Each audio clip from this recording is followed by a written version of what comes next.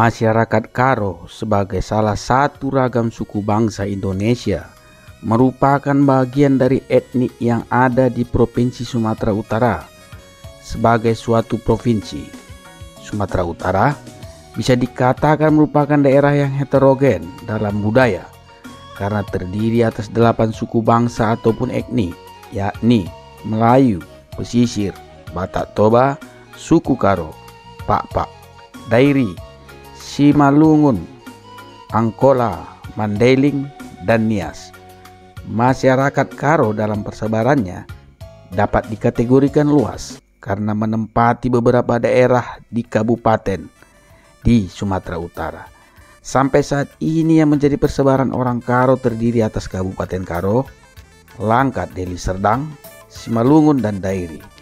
Kesenian juga merupakan bagian dari sistem kehidupan seperti halnya dengan etnik Karo yang memiliki kekayaan bentuk-bentuk seni sebagai manifestasi aktivitas sosial masyarakatnya. Beberapa aspek kesenian yang ada pada etnis Karo ini seperti sastra, teater, musik atau gendang, tari ataupun landek. Salah satu bentuk kesenian yang populer sekaligus sebagai suatu bentuk identitas budaya masyarakat Karo terdapat pada kesenian guru-guru aron. Guru-guru aron merupakan suatu pertunjukan musik dan tari yang dilaksanakan muda-mudi pada masyarakat Karo yang berfungsi untuk hiburan. Pelaksanaan guru-guru aron pada awalnya berkaitan dengan siklus pertanian, yaitu khususnya setelah masa panen berakhir. Perayaan pada masa akhir panen ini disebut kerja tahun ataupun pesta tahunan. Di samping kerja tahunan sebagai salah satu konteks pelaksanaan, guru-guru aron merupakan acara yang bersifat gembira, meriah untuk kalangan muda-mudi. Guru-guru aron sebagai satu bentuk kesenian tradisional masyarakat Karo sampai dengan saat ini masih terus dilaksanakan di tengah-tengah masyarakat etnik suku ini.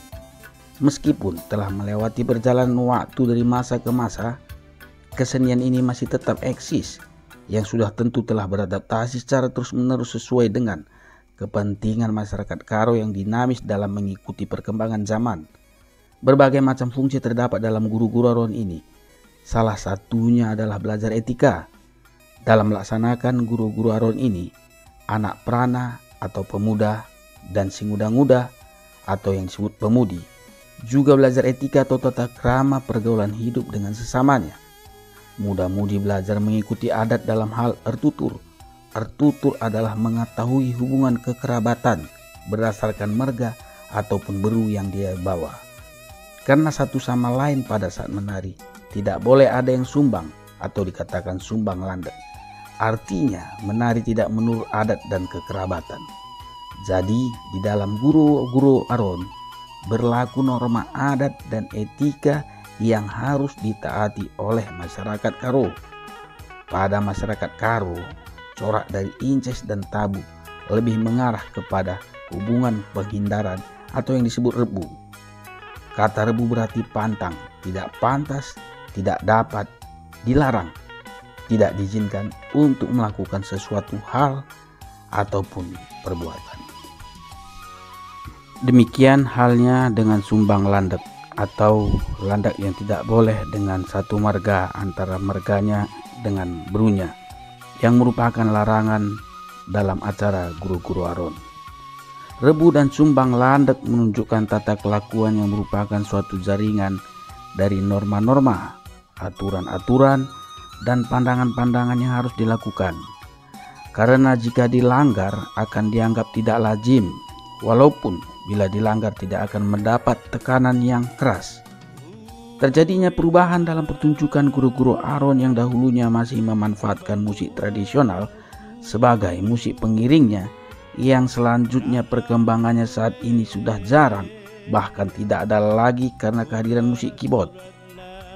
Masyarakat Karo memiliki sejumlah alat musik tradisional yang dikenal dengan sebutan gendang 5 sedalanan, yang berarti seperangkat gendang yang terdiri dari 5 unsur.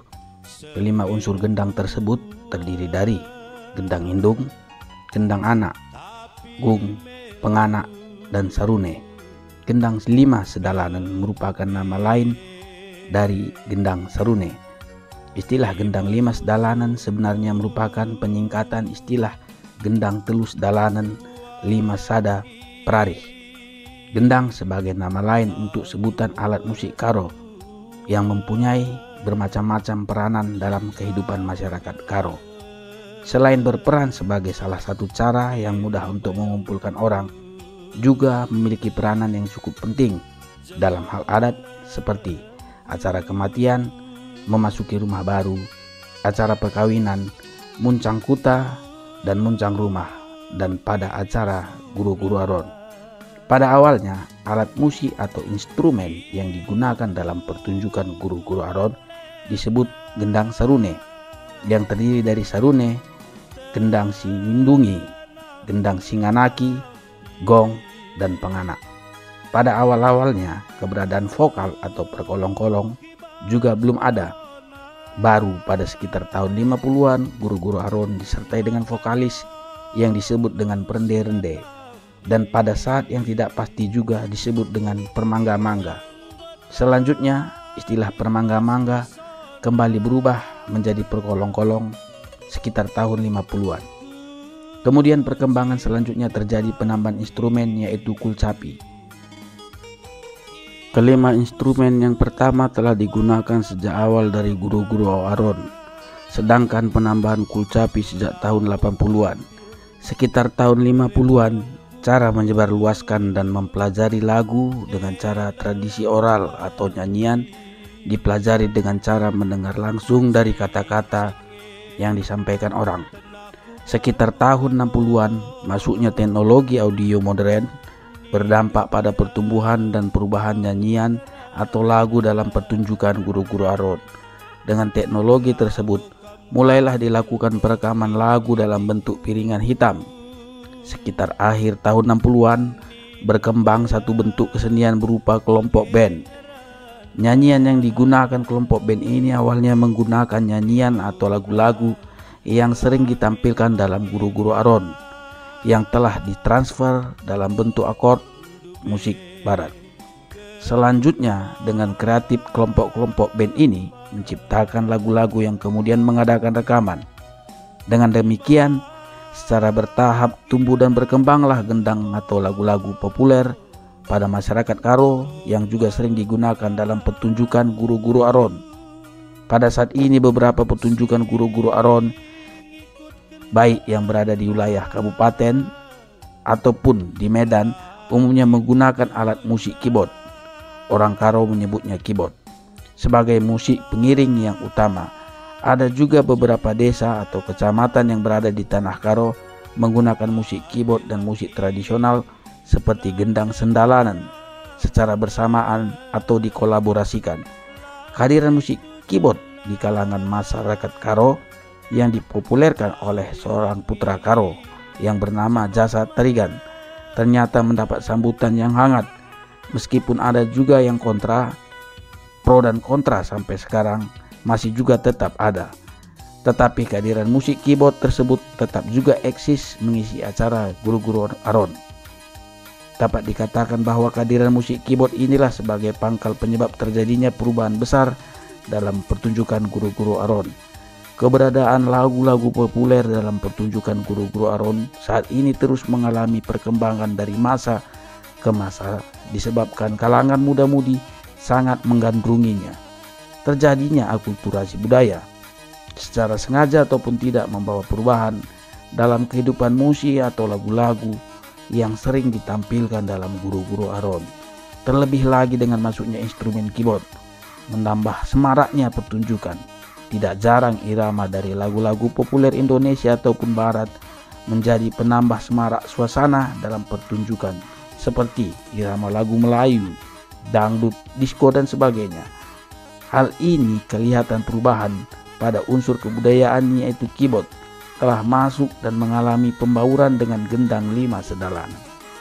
Sekurang-kurangnya 2 dekade terakhir ini musik Karo telah menggunakan alat musik keyboard, yaitu alat musik modern yang memiliki berbagai fasilitas program musik.